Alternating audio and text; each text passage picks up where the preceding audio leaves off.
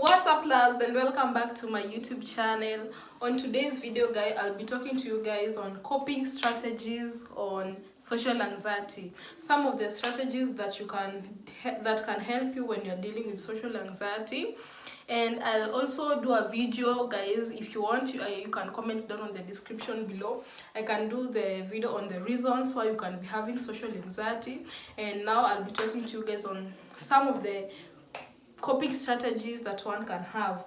If it's your first time here, guys, welcome back. If it's your second or third time here, karibu and karibu sana. Thank you guys for tuning in. Thank you guys for showing me love. So without further ado, let's get on to the video. The first point is practice gradual exposure. Guys, just start small, begin with less intimidating social situation and work your way up. You don't have to start with, especially if you know you're dealing with social anxiety. As if you guys want, I'll give you the characteristics for you to know that you have social anxiety, the reasons why you might be having social anxiety, and now I'm talking to you guys about coping strategies on how to deal with social anxiety.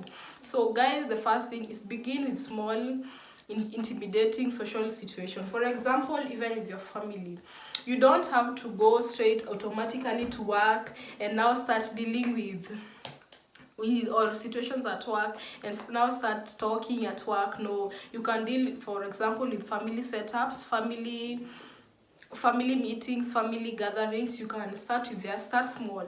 You don't necessarily have to now make a public speech. No, you just have to start small, and start where you are. For example, if you are in a family setup and you normally didn't have to say anything, you normally didn't speak, so you can, when there's a meeting, you can start there by actually saying, okay, by pushing yourself and saying, okay, today I'll say A, B, C, D. Today I'll at least share something. Today at least talk about something. Situations that are small situations that don't require a large crowd, because when it will prepare you for the social event, the big social event. So you can also always plan ahead, guys. Planning ahead is also under the first point, which is starting small. You can always plan ahead. For example, if you are told, if you are actually asked to speak in front of your bosses, to speak in a family function, to speak in a work setup, you can always plan ahead. Prepare for social events by visualizing success and thinking about topics to discuss. Like, it's just simple. Sometimes you can be in a situation where you know you are going to speak, maybe because of work, or because of the position that you are in.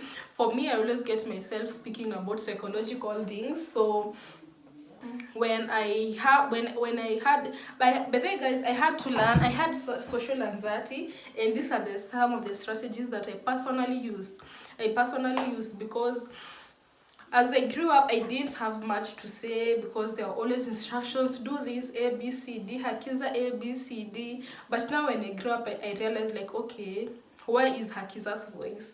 And now I had to slowly learn how to get rid of my social anxiety. Up to date, I still have a little bit of social anxiety, but it's going, there's progress gradually. So as you guys know, I'm always talking about topics that I've gone through, and I'm always talking about topics that helped me, or strategies that I actually used. So it's not out of the blue. These are actually things that I went through.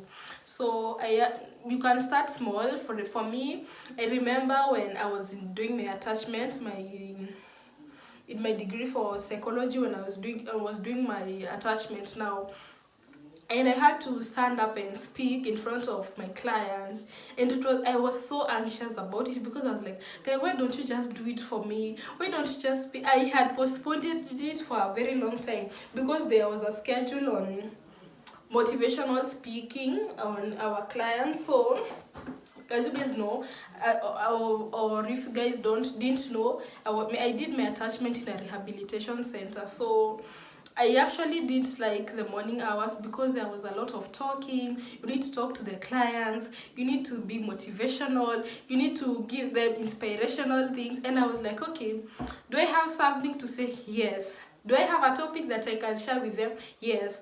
Do I want to? No. Am I comfortable doing it? No. Will I rather someone else do it? Yes. So I remember the first time that I was actually some of my colleagues were like, no, Hakiza, you have to do it. You have been pushing it for a long time, and it's now your time to actually do it. I was so anxious. I went home and I researched. I remember, I wish I can remember the topic that I shared with them. I researched on it, guys. I did a lot of research. I integrated the Bible into the research. I had some Bible verses written over there or what I'm going to say. So, and it actually helped because, but, sorry guys, it actually helped because when after I did my presentation, people are like, okay, why were you so nervous? You did so well. You see, but what helped me is because I planned ahead, because I knew, okay, I'm going to do this topic, I need to do some research. So if you're also planning on doing a topic on a discussion with someone, make sure you plan ahead. Prepare for social events by you visualize the success and the topic. Do a lot of research on the topic that you have. Don't just go there start talking blindly or if you don't know the topic that you want to discuss. Okay guys, the second strategy that I'm using and I still use up to date is challenging the negative thoughts. You know, most of the time when I want to say something or when I'm in an event where I'm thinking about doing A, B, C, D, and I don't know why, I sometimes I visualize, okay, maybe there are smarter people than me, you know, I have this and this, but no, maybe there are people who are higher than me. But those are some of the things that I'm actually dealing with to date, though I'm still working on myself, guys. So I still to date, I challenge the negative thoughts. I'm always like, no, Hakiza, practice positive self-talk, which I'm doing, and it actually helped, guys. You don't have necessarily to think like, okay, what will go wrong, what can go wrong, what if I say R instead of L, what if I say M instead of N, guys. No, it's not that serious actually. Practice positive self-talk. Replace the self-criticism that you have with affirmations, guys. For example, if you're like, okay, I can't handle this, no, just say I can handle this. Don't be like, for me, I had to learn this and I'm still actually working on this, but it has actually helped me because now my self-confidence it's up there. I can say I'm up there, guys. That's why I'm giving you a few points for you to also collect a few points from my book. And you guys can also share what you guys did or what are some of the things that you guys did to help you with your social anxiety. So for me, I actually needed to challenge the negative thoughts, the CBT, especially if you did psychology, you know, the cognitive behavioral technique, challenging the negative thoughts. Because for me it was okay, Hakiza, no, maybe there are better people than you, there are smarter people than you. There's always those people who want to seem like they know and they don't know. And for you see, if you are dealing with social anxiety, it can press you to a point where you feel like, okay, do I really know? No, these people are actually ahead of me because they speak a lot. No, guys, the people who are speaking, they actually learned the same way that you learned. They went to school the way that you did. Maybe you even did better research than them. So practice positive self-talk. Have positive affirmations. I wish I could have my if I had my diary, I will show you some of the affirmations that I started telling myself in 2022, because at that time, as you guys know, from when if you guys know, go back to, if you don't know, go back to my previous video when I did the building my self-worth. That's when I started doing self-affirmations, doing my affirmations day in, day out, and now I'm at a better place. So hope you guys take that coping strategy. The third coping strategy is build social skills. Practice conversations. Just practice having conversations, you know, practice active listening, focus on other person's words to ease your own consciousness. Because sometimes, guys, when you have social anxiety, you can be your mind just runs your mind is running, you don't even have time to relax. So for me, what helped me is building social skills. I actually learned how to talk. To date, I still talk to my sister about so many things. I will be, for example, if I wanted to record this video, I will be, okay, what about this topic, I don't have, I remember another time I was panicking. I was just going through it with my sister, and I was like, you know what, I said I'm going to do 30 days in January to post videos. I'm not even done 30 days. I don't have ideas. What am I going to do? And she's like, I thought you wrote ideas. You had you wrote up to like 20 ideas before you even started the channel, and you started this as a joke. And you know, for me, my sister actually helps me to calm down, because sometimes when I'm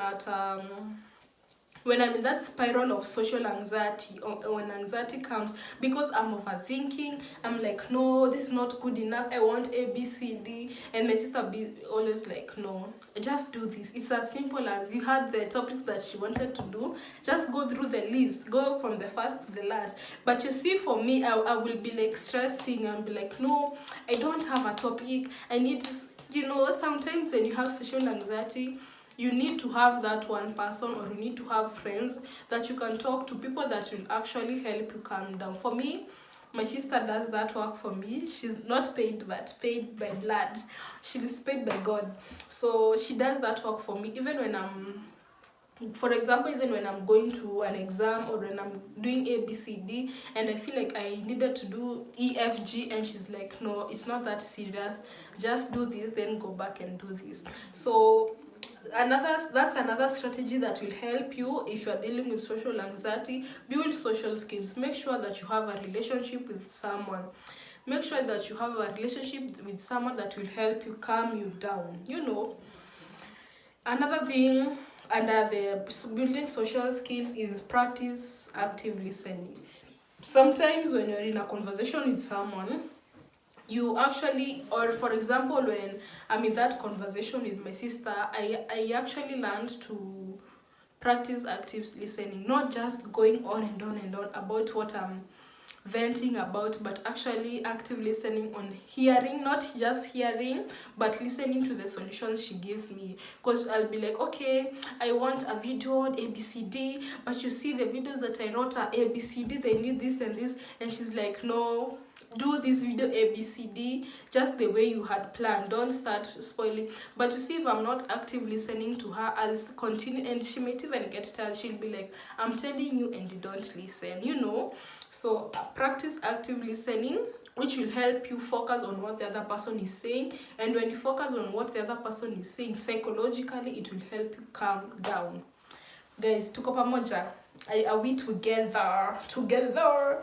Who are in the back?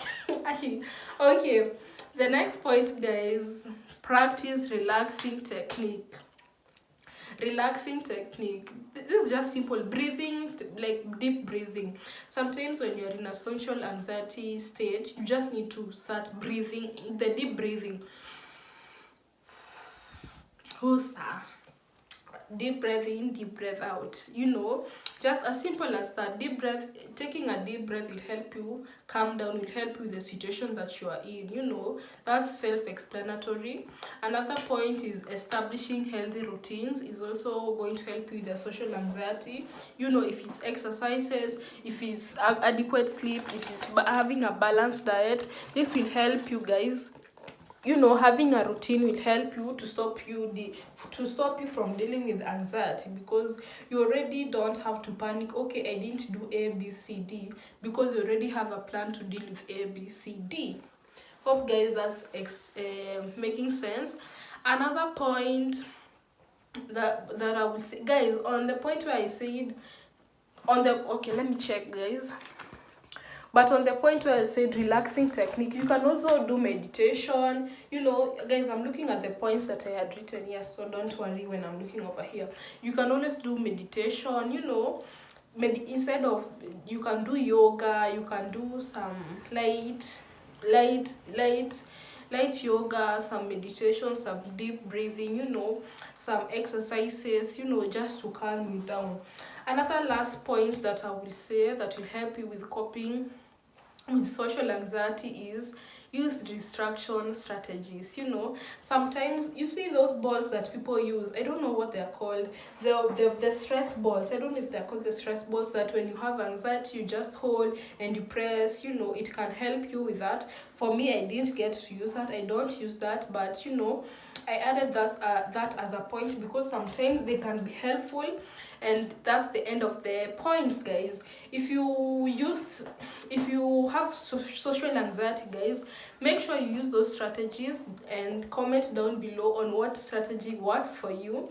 And if there are other points that I missed out, because maybe there are other points that they are there, you can also always comment down below.